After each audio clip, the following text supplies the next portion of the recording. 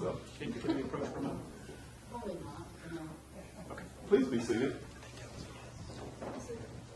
What do I say later?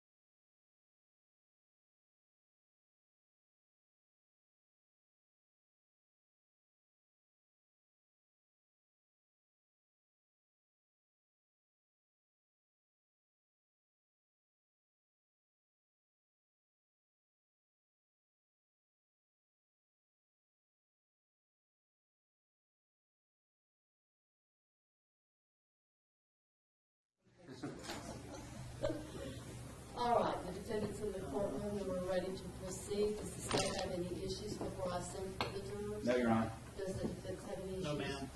Bring the jurors, please, gentlemen.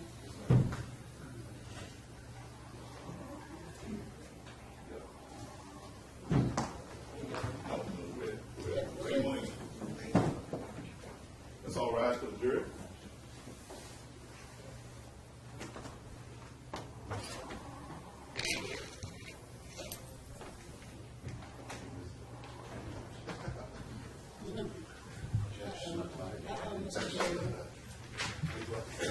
I'm sorry for that.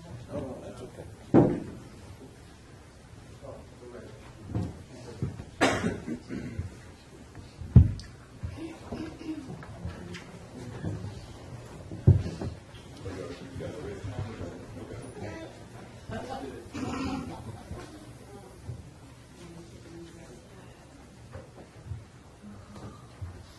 Please be seated. Let's proceed, please. That's Debra Taylor.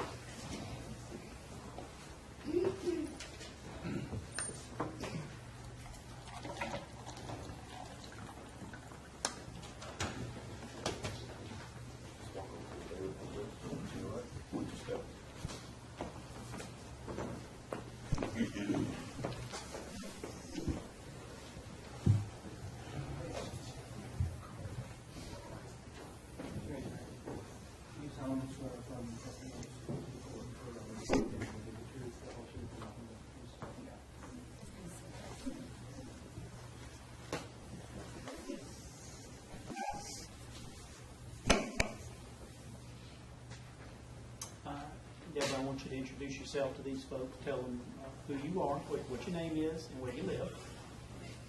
I'm Debra Taylor. I'm Leanna's mom. I live in Demopolis, Alabama. I know this is not where you want to be, so I'm going to keep this very short, okay? While your daughter was married to Ross, did you have a chance to regularly visit with your grandson, Cooper? I did, just about twice a month. Would you come out to visit in Marietta? I would go to Marietta and they would come to Northwood. I want to show you a couple of pictures, if that's okay.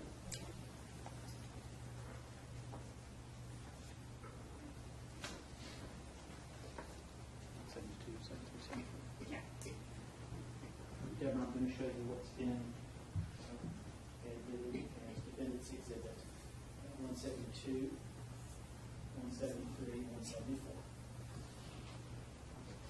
And I need to know if you recognize those photographs that are in evidence.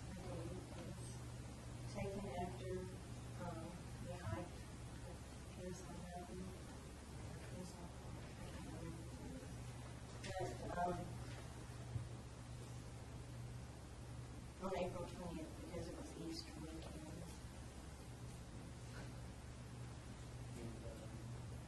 And of course, that's Cooper in the picture. That's correct. He's a little fussy and flash. Caused him some distress. And he's in the car seat that was usually in Ross's car, the red car seat that was in, right? Right. And how do you know that these were taken on April 20th of 2014? Well, I still have them in my phone. The date was April the 20th. But I remember everything we did that weekend. It's Easter. He had his Easter basket. And I was the Easter basket. Now and you and I have discussed this before. After you let us know that this was, you remember this being taken April the 20th. Did we actually look in your phone and look at the properties to confirm when these were taken? Yes. Did you have a chance to be with your grandson Cooper on June the 5th of 2014? And where was that? It was at my house, which is actually Northwood. But he came, Leanna came with him, and I took him to Demopolis. That's when I took him to the office to pick up my mother, his great grandmother. And he fit in a car seat, just like he's fitting here.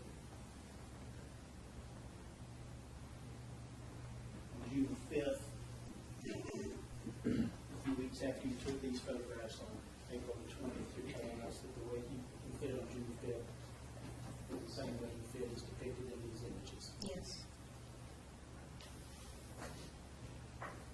He was a little boy. And 174 in particular, we can kind of see where his head is situated in the car seat.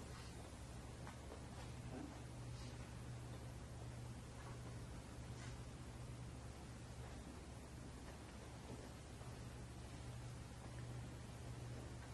Debra, I met with you this weekend at a hotel in Brunswick. Do you recall that? I do. Do you recall that I asked you to look at another picture I do. that included a mannequin? I do. I'm on 907 and 930. Okay. So I'm going to hand you two more images. These are in evidence as well. This is a photograph of the car seat with the mannequin. I want to show you 907 and 930. Do you remember me showing you these photographs? Have you seen them before? All right. What I want to know is the way that you saw Cooper situated in that car seat on June 30th, 2014. Is that reflected in these images, 907 and 930? Not really. That doesn't look like Cooper. The head is too big. And it didn't come up far enough for you to see it from behind, like a little. Okay. You see in 907 and 930, Cooper's head is actually at the top and actually sticking up a little bit over the car seat. Is that how his head looked on June the 5th, 2014? No, it wasn't.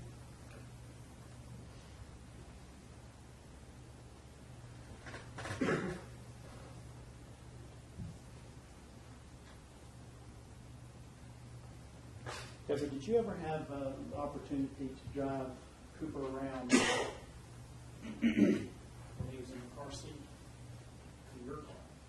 Yes. Okay. And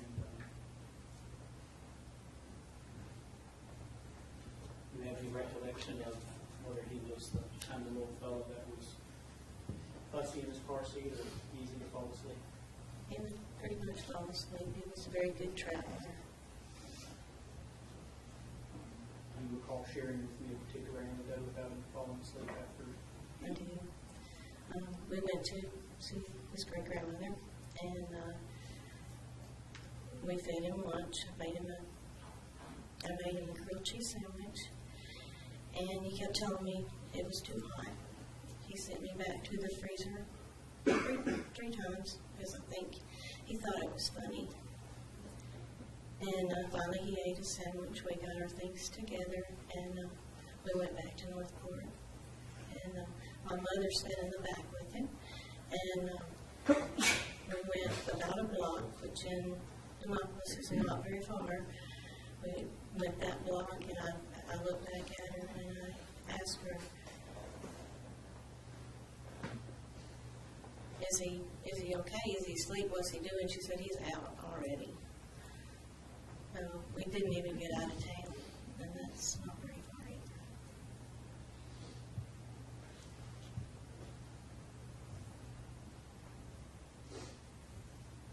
I'm not going to ask you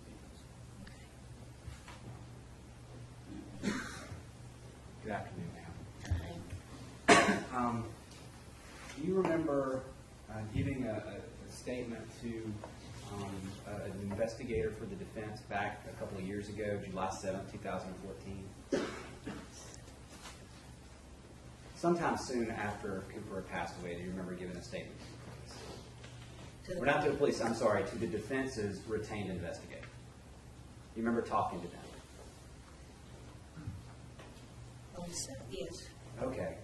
So did you, this story you're talking about, is that when you talked to the investigator about that day a couple of years ago, that anecdote about him falling asleep quickly?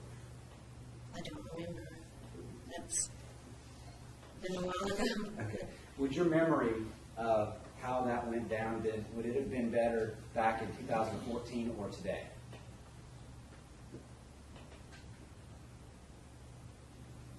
It would be better back in 2014, but I was under a lot of duress. We were all in shock. We'd lost our baby. Yes, ma'am.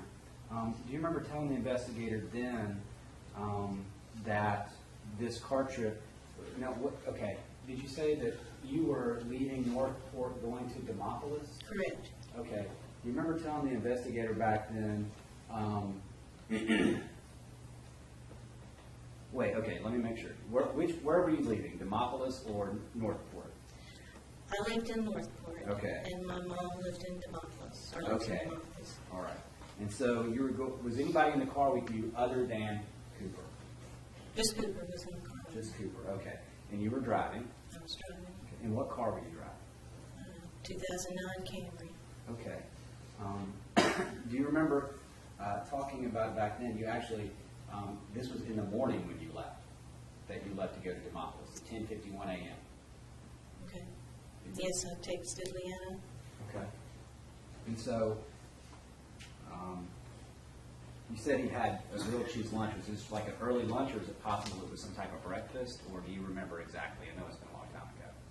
Well, he'd had his breakfast, and he fell asleep going to Demopolis pretty quickly, too. Okay. So, from Northport to Demopolis, that's what you're talking about, where he fell asleep quickly. No. Okay. It's on the You way. mean what I Let's talk about first, what did you tell the jury about? And I'm sorry if I'm confused. Which trip were you talking about when you were talking about how Cooper fell asleep fast? when I was talking earlier, Yes, ma'am. before you? Yes, ma'am. Yes. Okay, that was when we left. We had, played and visited a little bit, Okay. and then he had some lunch or late lunch, I believe it was, and then we got in the car to go back Okay. to where I lived. All right. And when you talked to the investigator back in 2014, you didn't tell him about that part, did you? You told him about the trip to Demopolis. Let me ask you this. Have you looked at the report that the defense investigator did talking about your conversation with him? No, Okay. And if he said that your conversation with him was only about the trip to Demopolis that morning, would that be accurate? what do you mean? What I mean is, if a defense investigator if he wrote down at the time he talked to you what you told him, and he only wrote down that you told him about the trip to Demopolis, is it possible you only told him about that back in 2014? I doubt it. I would have told him probably told him about the sandwich.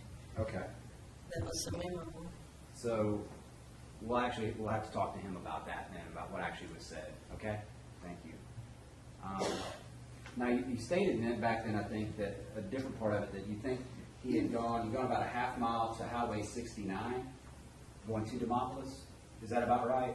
From your house to Highway 69? While I'm in Northport, or my No, I'm apartment. going, okay, yes.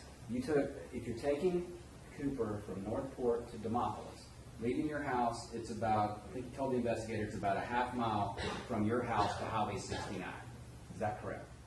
It is, yes, about maybe just a little bit under 0.5, because I measured it when I was doing some walking. Okay. And you said that you never heard a sound from Cooper the entire trip to Demopolis, correct? Correct.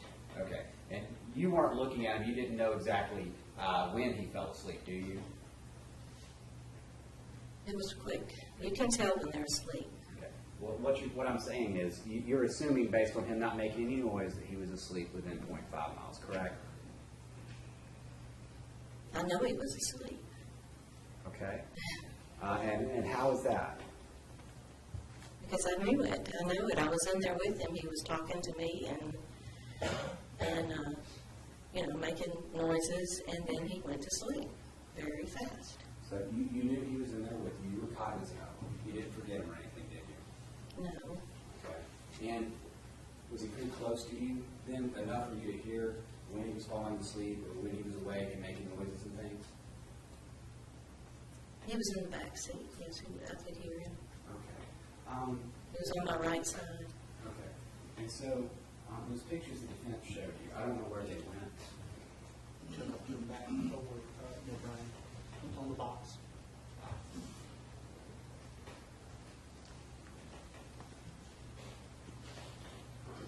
You would agree, looking at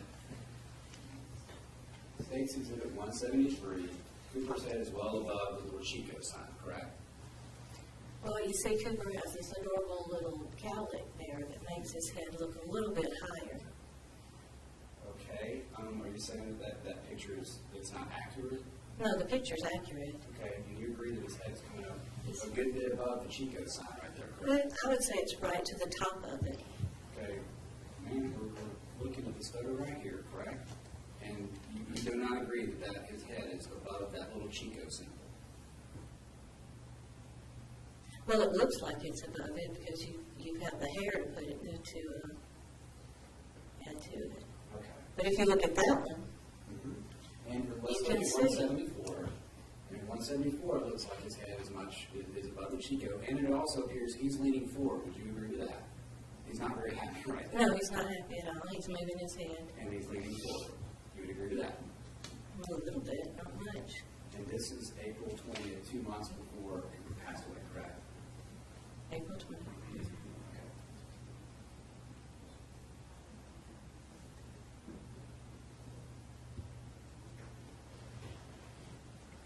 Okay. And again, looking at State's Exhibit 172, it looks like in this picture that Cooper's head is almost up to the top of the car seat, correct? No, I see the top of the car seat right here. Right. And excuse me. Would you agree it looks like his head is almost at the top of the car seat right there? Well, it's getting close, but it's not there. Right. And so this picture is down from looking straight at Cooper taking the picture, correct? This isn't an angle from sitting in the driver's seat looking down or looking over at the car seat. I'm sitting beside him like that. Okay, that's what I'm saying. You're in the back seat with him from this angle, and you're shooting a photograph at him, correct? Mm-hmm. And so that's not a photograph, not of you from sitting in the driver's seat with the child right there. Would you agree with that? Yes. Okay. And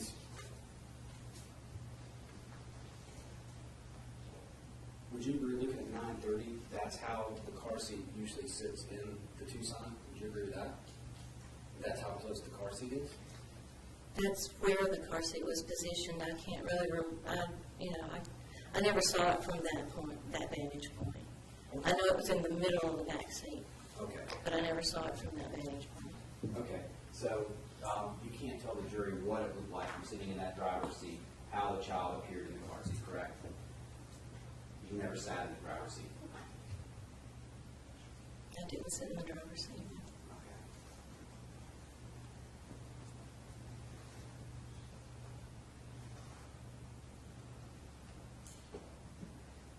Okay. I think that's all I have, ma'am. Let me just make sure.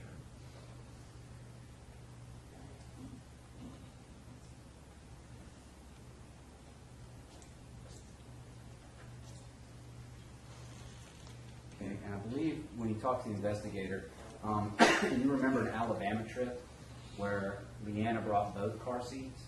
Yes. Okay, and she said that she brought the rear-facing car seat as well that you used that day. Correct.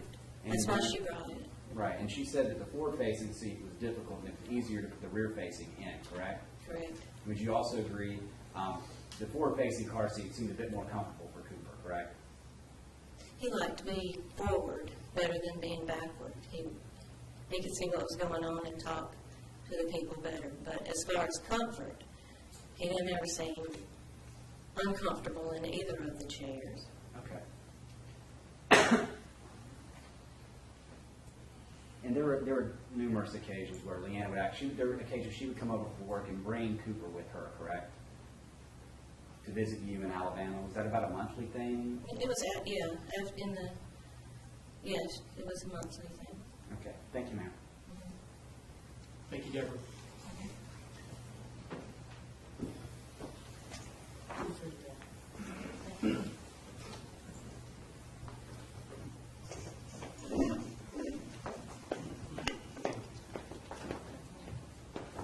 Judge, I would make a motion to recess for the day, please. No objection. Y'all should laugh. We should all laugh at that. Given the time and the circumstances, I find it reasonable.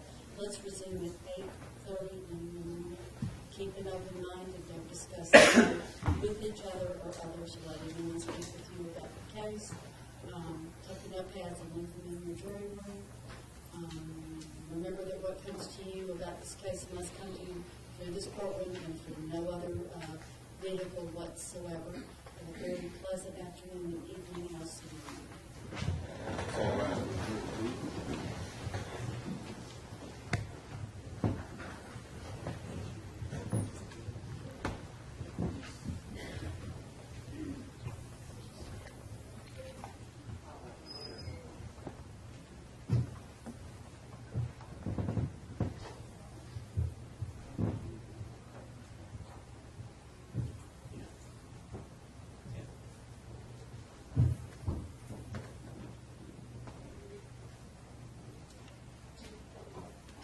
Any issues before we recess for the day? No, Your Honor. Just real briefly, Judge, you had sustained an objection Please be seated. when Angie Bond was testifying, and I requested an opportunity to do a proffer. I've looked back on what it was that I was going to ask about, although I think it was relevant. I'm not going to insist on a proffer. I do, however, want to bring back to the court's attention a matter that we dealt with last week. I subpoenaed part of the state's file, part of the police file, and it was the subpoena was not honored, and the material was not provided to me. We took it up, and the state objected on discovery grounds, and then I later came back. In particular, Judge, what we're talking about is the material that came from the FBI to Detective Stoddard's possession. And then my understanding was it went from Detective Stoddard's possession into evidence, and then at some point it went to Mr. Boring or the DA's office. And I believe what was agreed upon, I later requested that for purposes of the record in a proffer, that a copy be provided to the court and marked, so that for purposes of the record, we would have it. So with that extremely long-winded intro, at the end of the day, I'm asking, has that been done? Has the court received that proffer yet? You have not, Judge, and I'm sorry. Thanks for the reminder. I completely, it slipped my mind in the middle of everything, so we'll take time over the next day or so to get that into the record. Thank you, Judge. That's all. I'll just remind you all